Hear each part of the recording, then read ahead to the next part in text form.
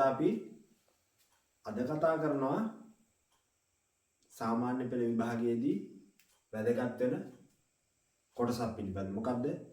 සිංහල භාෂාවේ අපිට එනවා දැන් විචාර ප්‍රශ්න ලියන්න. විචාර ප්‍රශ්න ලිවීමේදී අපි දැනගෙන ඉන්න ඕන කොටසක් තමයි මොකද්ද? කාව්‍ය උපක්‍රම පිළිබඳ. කාව්‍ය උපක්‍රම පිළිබඳ දැන ගැනීම අනිවාර්යයි. මොකද රචනා ප්‍රශ්න වලදී ඒ පිළිබඳ අහනවා. එතකොට ඒ සඳහා උත්තර දෙන්න නම් අපි කාව්‍ය උපක්‍රම මොනවද කියන එක පිළිබඳ දැනගෙන ඉන්න ඕනේ. මෙන්න මේ කාව්‍ය උපක්‍රම කොටස් දෙකක් යටතේ අපිට කතා කරනවා. මොකද්ද මේ සාහිත්‍යකරුවන් තමන්ගේ නිර්මාණය නිවැරදි කර ගැනීමට, අලංකාර කර ගැනීමට නේද? සාර්ථකවත් කර ගැනීම සඳහා භාවිත කරන ලද උපක්‍රම. මොකද්ද?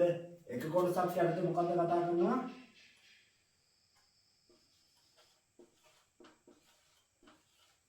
අර්ථ රසය. අර්ථ රසය වැඩි කිරීම සඳහා යොදාගත් උපක්‍රම මොනවද කියලා. අනිත් එක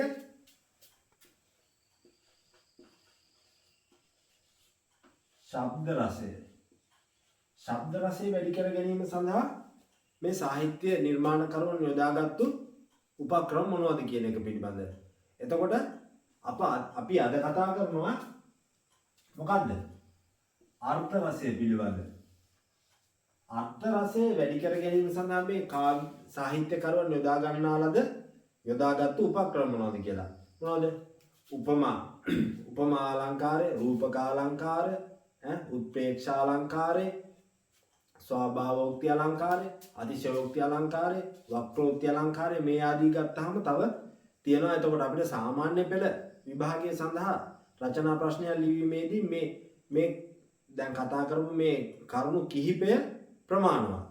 එතකොට අපි මේකේ බලමු ඉස්සරම උපමා අලංකාරය.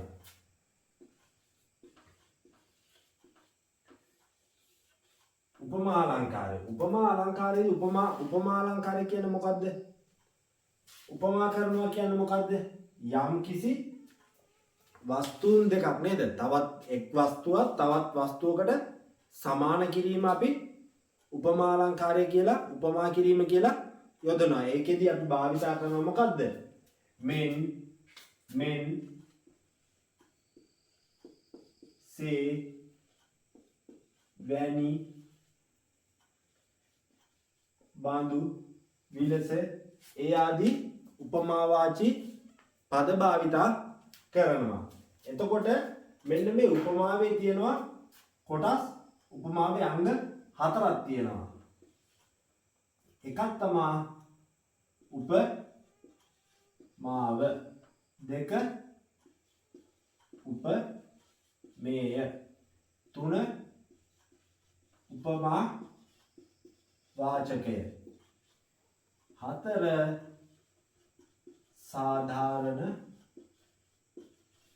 ධර්ම.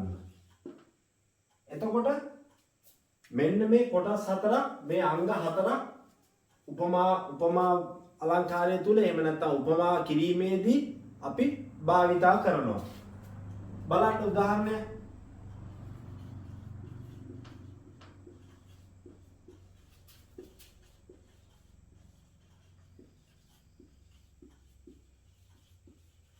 උදාහරණයක් මගින් මෙන්න මේ කරුණු 4 අපි පැහැදිලි කරගමු. ඇගේ මුහුණ සඳ වැනි. ඇගේ මුහුණ සඳ වැනිය. එතකොට බලන්න මේකේ උපමාව මොකද්ද? උපමේය මොකද්ද? උපමා වාචකය මොකද්ද? එතකොට සාධාරණ ධර්මය මොකද්ද කියන එක අපි පැහැදිලි කරගමු. මුහුණ. මුහුණ කියන්නේ මොකද්ද මේකේ? උපමේය. එහෙනම් මුහුණ කියන්නේ උපමේය. උපමාව මොකද්ද? සඳ කියන්නේ උපමාව. අපි මොකේද උපමා කරන්නේ? මොකද්ද? මුහුණ උපමා කරනවා මොකේද? සඳට. එහෙනම් උපමාව මොකද්ද? සඳ නේද? මේක උපමාව. මේ කියන්නේ වැනිය. වැනිය කියන්නේ මොකද්ද? මේක මේ මේ උපමාව සහ උපමේය සම්බන්ධ කරන උපමා වාචකය නේද?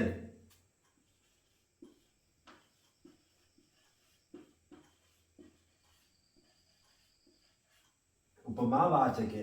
එතකොට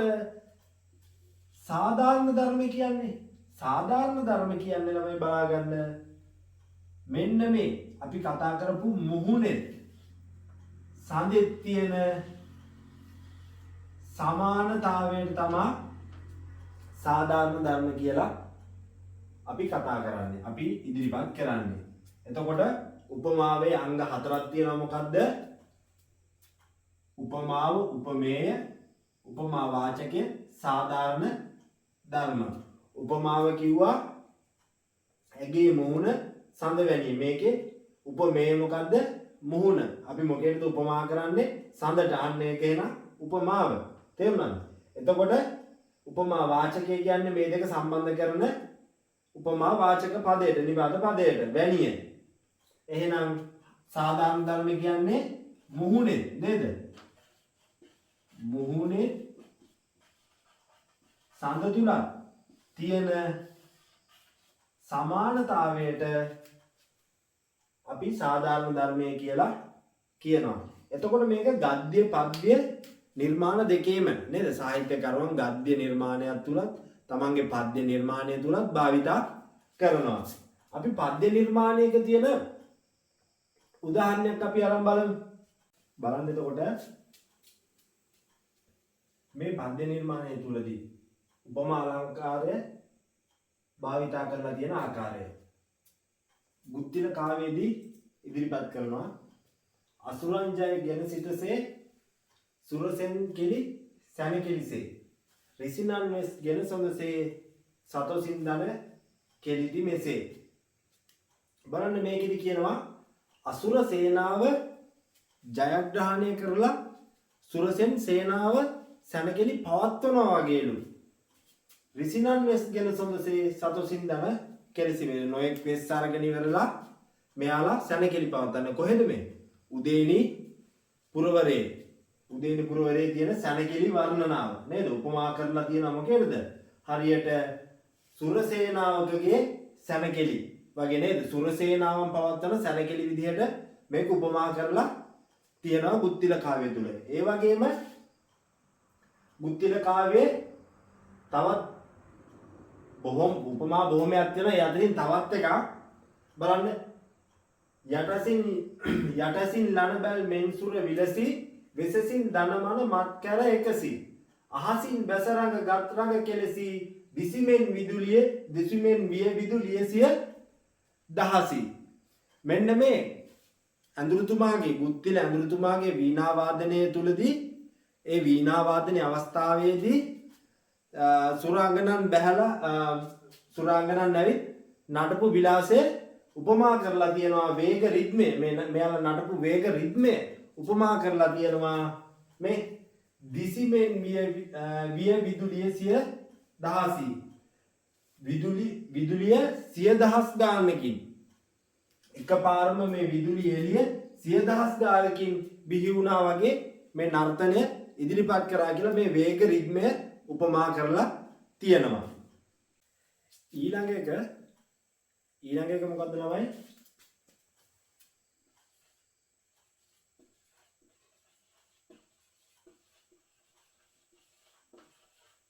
රූපකාලංකාරය. අපි ඉස්සෙල්ලා දැන් කතා කරා උපමා අලංකාරය. උපමා අලංකාරයේදී මොකද්ද? වස්තු දෙකක් එකට සමාන කරන එකනේ. ඒකෙදි අපි භාවිතා කරා මොකද්ද? මෙන් සේ වැනි මේ ආදී උපමා වාචී පද. මේ රූපකාලංකාරය තුලදී සිදුවන්නේ වස්තු දෙකක් එකට සමාන කිරීම තමයි නේද? එක් වස්තුවක් තවත් වස්තුවකට සමාන කිරීම. හැබැයි මෙහිදී මේ උපමා අලංකාරයේ යෙදුණු මේ මෙන් සේ වැනි බඳු විලස කියන මේ උපමා වාචී පද භාවිතා කරන්නේ නැහැ. කෙලින්ම සමාන කරනවා. හරියට මොකද්ද? සඳ වත නේද? සඳ වත. සසර මහ මුහුද පා පියුම් මේ ආදි වශයෙන් වැනිසේ බඳු කියලා දාන්න නැතුව කෙලින්ම සඳවත මුහුණ සඳ අය සමාන කරලි ඒවා මේ සමාන කිරීමේදී උපමා වාචී පද මේ වගේ බඳු විලස ඒවා නැහැ. කෙලින්ම සඳවත සසර මහ මුහුද. සසර කියන්නේ මහ මුහුදයි නේද? පාපියුම් මේ ආදි වශයෙන් උපමා වාචී පදයකින් තොරව යම් වස්තුවක් තවත් වස්තුවකට සමාන කිරීම අපි රූපකාලංකාරය කියලා කියනවා. බලන්න මේකට හොඳම නිදසුනක් බුද්ධිල කාව්‍යයේදී සඳහන් වෙනවා.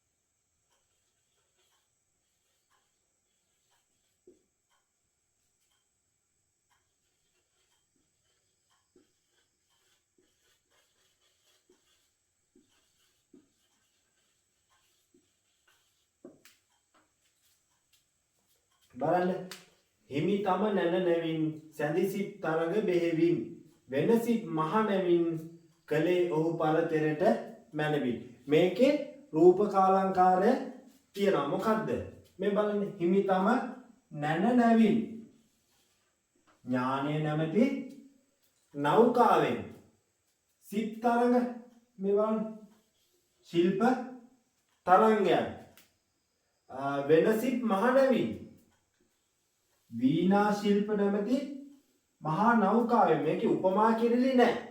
කෙලින්ම ඒ අනිත් වස්තුවට සම්බන්ධ කරලා සමාන කරලා කියන්නේ. කලේ ඔහු පරතරට මැනවින්. කවුද මේ? බුද්ධි රැඳුරුතුමා මූසිරට ශිල්පය ලබා දීපු ආකාරය පිළිබඳ අලංකාරවම විස්තර කරනවා. ඒ වගේම තමයි අපිට මුනිසිරිපා සිඹිමින්නේ ඒ පද්‍ය පේළිය තුල ඒ පාඩමේදී පද්‍ය පේළිය තුල හමු වෙනවා. මොකද්ද බලන්න.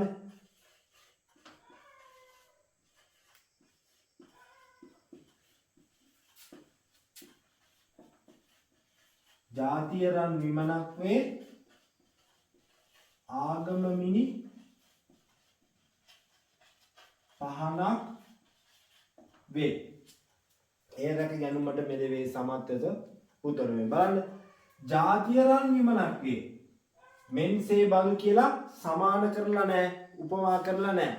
මේදී කෙලින්ම අනිත් වස්තුවට සමාන කරලා ජාතිය කෙලින්ම රන් විමනක් කියනවා. විමානයක් නේද?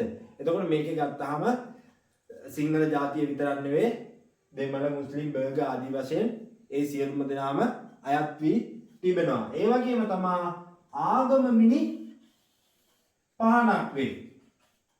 ආගම මිනි පහනක් කියනවා.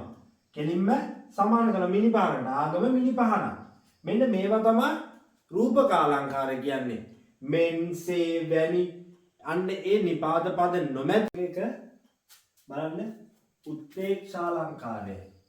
උත්පේක්ෂාලංකාරය කිව්වේ මොකද්ද? උත්පේක්ෂාලංකාරය කියනවා කිසියම් වූ සජීවී වස්තුවක හරි එහෙම නැත්නම් අජීවී වස්තුවක හරි පවතින ස්වාභාවික తත්වය නෙවෙයි නේද? ස්වාභාවික తත්වය එලෙසින් ඒක වෙනත් ආකාරයකින් ප්‍රකාශ කිරීම උත්පේක්ෂාලංකාරය කියලා හඳුන්වනවා. බලන්න එක උදාහරණය මේ කේ.එස්. කවියාගේ සුදෝ සුදු කියන කාව්‍යයේ අන්තර්ගත වෙන උදාහරණයක්. කටුරොද මඩ වගු රුවල මා නෙල් ඕලු මැණිකෙගේ මූණ දැකුමට පොර කනවාලු. බලන්න මේකෙන් ඉදිරිපත් කරලා තියෙන්නේ ඒ පවතින ස්වභාවය නෙවෙයි වෙනත් අර්ථයක් වෙනත් දෙයක් ප්‍රකාශ කරලා තියෙනවා. සාමාන්‍යයෙන් අපි දන්නවා යම් විලක එහෙම නැත්නම් වැවකහල් මානෙල් ලෝලු මේ ආදිය සුළඟට මේ පිපිලා ඉවරලා සුළඟට සෙලවෙන එක සාමාන්‍ය ස්වාභාවික දෙයක්. නමුත් කවියා මේක ඉදිරිපත් කරනවා ඊට වඩා රස ගැන්වූ අර්ථයකින්. මොකද්ද? බලන්න මෙන්න මෙහෙම සුළඟට මේ සෙලවෙන එක මෙයා මොකද කියන්නේ? හරියට මේ මානෙල් ලෝලු මොනවද? මැණිකේ මූණ දැක්මට පොර කනවා වගේලු. මේ තියෙන පවතින ස්වභාවය වෙනත් අයුරකින් ඉදිරිපත් කරනවා නේද? මේකෙන් කියන්නේ මොකද්ද? මේ මානෙල් ලෝලු මේ මල් වලට වැඩිය මැණිකේ මූණ ප්‍රියකරුභාවය ප්‍රකාශ කිරීම සඳහා මේ අලංකාරය යොදාගෙන තියෙනවා. තියෙන තත්ත්වයේ එලෙසින් ස්වාභාවික තත්ත්වයේ එලෙසින් නොකිය ඒක වෙනත් ආකාරයකින් ප්‍රකාශ කිරීම එනම් උත්පේක්ෂා අලංකාරය කියලා හඳුන්වනවා. ඊළඟට බලන්න ළමයි. ස්වභාවෝක්ති අලංකාරය. ස්වභාවෝක්ති අලංකාරය. ස්වභාවෝක්ති අලංකාරය කියන්නේ මොකද්ද? යම් දෙයක තියෙන ඒ ස්වභාවයේ ඒ තියෙන අයුරින්ම වර්ණනා කිරීම. තවත් විදියකට කියනවා නම් වෙන වර්ණනා නැහැ නේද? වෙන අතින් පයින් දාලා කියන කෑලි ඒවා මේවා මොකුත් නැහැ. මේ තියෙන විදියටම නේද? යම් දෙයක් පවතින ස්වභාවයේ ඒ අයුරින්ම ප්‍රකාශ කිරීම ස්වභාවෝක්ති අලංකාරය කියලා අපි හඳුන්වනවා. බලන්න උදාහරණයක්.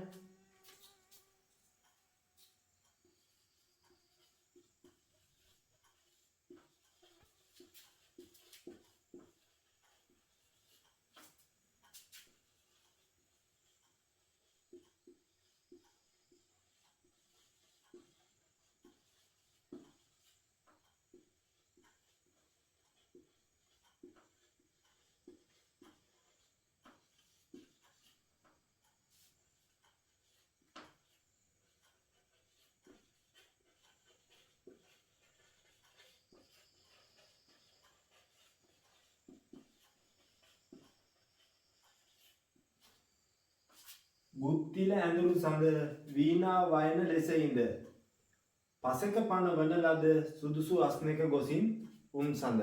බලන්න මේකේ ස්වාභාවික වර්ණනාවක් තියෙන්නේ නේද? ස්වාභාවිකව තියෙන වර්ණනාවක්. මේකේ වැඩි වැඩ දාලා මොකුත් නැහැ. ඇයි ඒ? ගුත්තිල ඇඳුරු සඳ ගුත්තිල ආචාර්යතුමා වීණා වයන ලෙස ඉඳ වීණා වායනා කිරීම සඳහා පසක පනවන ලද පැත්තකින් තියලා තියෙන ආසනයේ සුදුසු ආසනයක ගොසින් උන්සඳ. පැත්තක තියලා තියෙන සුදුසු ආසනයක ගිහිල්ලා ඉඳගත්තා කියන එක ඒ අයුරින්ම ප්‍රකාශ කරලා තියෙනවා. ඒ වගේම තමයි තවත් උදාහරණයක් බලන්න. අපි දන්න එක මොකද්ද?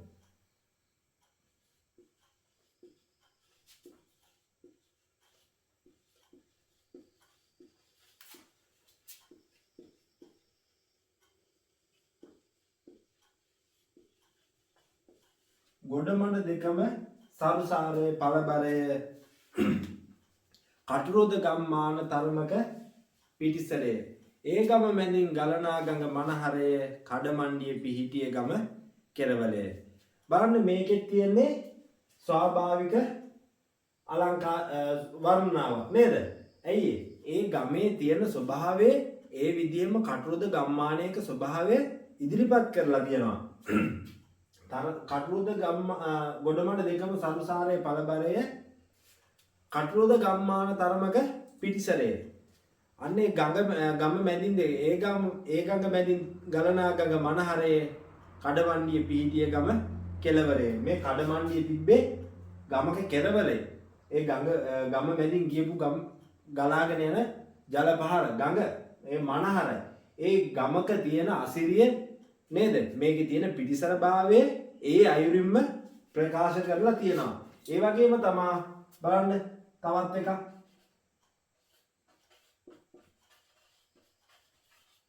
දත් කැකුළු පාලා සුරතල් සිනා සීලා බොළඳ බස් දීලා කෙලීසියෝ ළඟ දූලි ගාලා. කුඩා ළමයෙක්ගේ ස්වරූපය නේද? කුඩා ළමයෙක්ගේ ස්වභාවය ඒ අයුරින්ම ඇති සැටියෙන්ම ඉදිරිපත් කරලා තියෙනවා. එහෙනම් මෙන්න මේකට අපි ස්වභාවෝක්ති අලංකාරය කියලා හඳුන්වනවා. හරි, ඊළඟ අලංකාරය අතිශයෝක්ති අලංකාරය. අතිශයෝක්ති අලංකාරය කියන්නේ දැන් පවතින ස්වභාවයේ ඒ අයුරින් නැතුව ඒ ලෝක සම්මත ස්වභාවයට ඒ සම්මත සීමාව ඉක්මවා ගිහිල්ලා යම් දෙයක් වර්ණනා කරනවා නම් අන්න ඒ දේ අපි අතිශයෝක්ති අලංකාරය කියලා හඳුන්වනවා. ස්වභාවෝක්ති අලංකාරයේදී අපි වර්ණනා කරනවා කිව්වේ ඒ පවතින தත්ත්වය ඒ විදිහටම. අන්න එහෙම නැතුව ඒ පවතින தත්ත්වය ඒ සම්මත සීමාවෙන් එපිටට ගිහිල්ලා වර්ණනා කරනවා නම් ඒක මොකද්ද? අතිශයෝක්ති අලංකාරය කියලා අපි හඳුන්වනවා. බලන්න උදාහරණයක් මේ සාමාන්‍ය පෙළ ගුත්තිල වෙනද පාඩමෙන්න දැන් අපි ගොඩක් උදාහරණ ගත්තේ පාඩම තුලින්.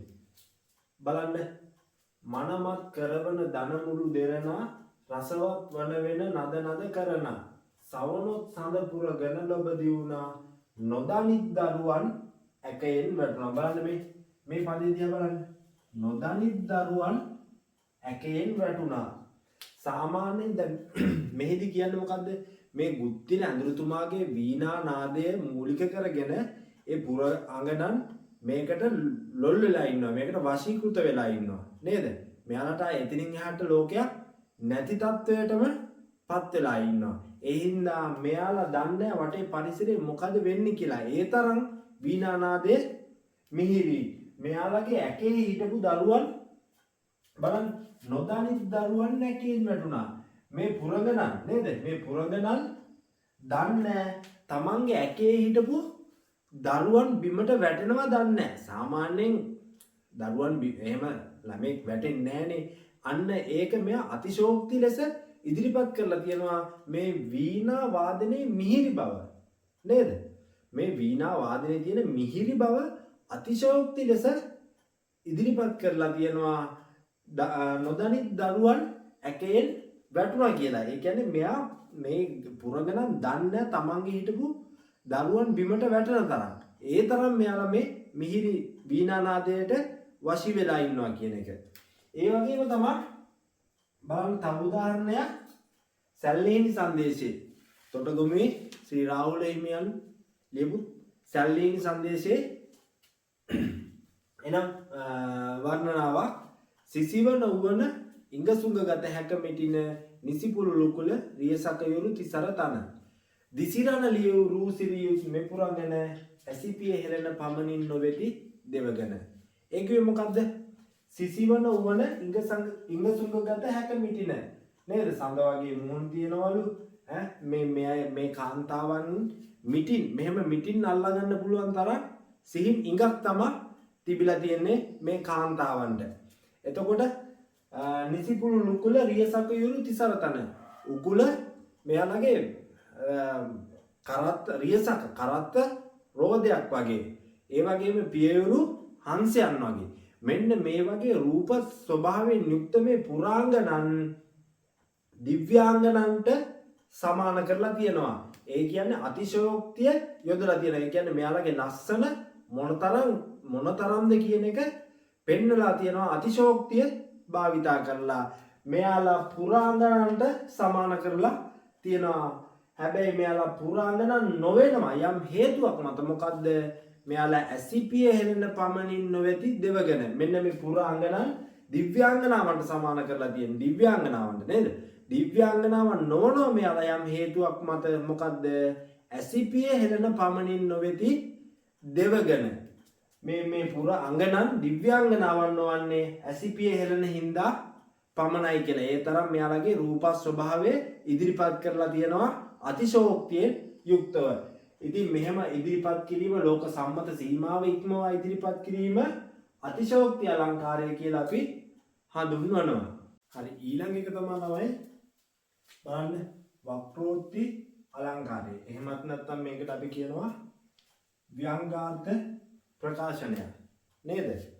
ව්‍යංගාර්ථ ප්‍රකාශනයක් කියන්නේ එහෙම නැත්නම් වක්‍රෝක්ති අලංකාරය කියලා කියන්නේ අපි ප්‍රකාශ කරන දෙයට එහා ගියපු අදහසක් අන්තර්ගත වීම වක්‍රෝක්ති අලංකාරය කියලා අපි කියනවා නේද? දැන් මේ කාව්‍ය උපක්‍රමයක් ලෙස භාවිතා කරනවා. ඒ පද්‍ය ඒ නිර්මාණය සාර්ථක කර ගැනීම සඳහා භාවිතා කරන හොඳ උපක්‍රමයක් තමයි මේ වක්‍රෝක්ති අලංකාරය කියලා කියන්නේ. මොකද අපි ප්‍රකාශ කරන අර්ථයට එහා ගියපු ලොකු අර්ථයක් තියෙන ප්‍රකාශනයක් නේද? බලන්න මුනිසිරිපාසි විමින්නේ පාඩමේ තියෙන උදාහරණයක්. ජාතික රණ දෙරණ මතේ ගැටි වැටි මල මොහොතේ සුන්දර සුරබුන්ගේ අතේ නැලවෙන බව සිතනු පුතේ. මේකෙන් මොකද්ද මේ කියන්නේ කවියා? ව්‍යංගාර්ථයක් ඉදිරිපත් කරනවා. මේ බලන්න මේකෙන් කියනවා ජාතික රණ දෙරණ මතේ ගැටි වැටි මල මොහොතේ. මේ රටේ නිදහස ජාතිය අභිමානය වෙනුවෙන් සටන් කරලා ඉවර වෙලා ඔයා මියදුනොත් මොකද මේ කියන්නේ? සුන්දර සුරබුන්ගේ අතේ නැලවෙන බව සිතනු පුතේ. මේකේ අර්ථය අපිට ප්‍රකාශිත අර්ථය සරල අර්ථයක් විදිහට තමයි අපිට පෙන්නේ. නමුත් මෙයා ව්‍යංගාර්ථයෙන් කියන මොකද්ද? මෙලෙස රට ජාතිය වෙනුවෙන් දිවි පිදුවොත් දෙව්ලොව යන්න පුළුවන් තරම් නේද? සුන්දර සුරබුන්ගේ අතේ නැලවෙන බව සිතනු පුතේ. දිව්‍ය ලෝකයට යන්න පුළුවන් තරම් මහා පින් දෙන පුණ්‍ය ක්‍රියාවක් තරම් විදිහට මේ කවියා ඉදිරිපත් කරනවා ව්‍යංගාර්ථයෙන් නේද? මේ ජාතියේ නිදහස වෙනුවෙන් රට දෑ වෙනුවෙන් දිවි පුදුවොත් ඔයාට දිව්‍ය ලෝකයට යන්න පුළුවන් තරම් වටිනා දෙයක් ඒක කියන එක මේ කවියා වක්‍රෝක්තිය මගින් එහෙම නැත්නම් ව්‍යංගාර්ථයෙන් ඉදිරිපත් කරලා තියෙනවා. මෙලෙස ප්‍රකාශිත අදහසට වඩා වෙනත් අර්ථයක් ඉදිරිපත් කිරීම ව්‍යංගාර්ථය කියලා අපි හඳුන්වනවා.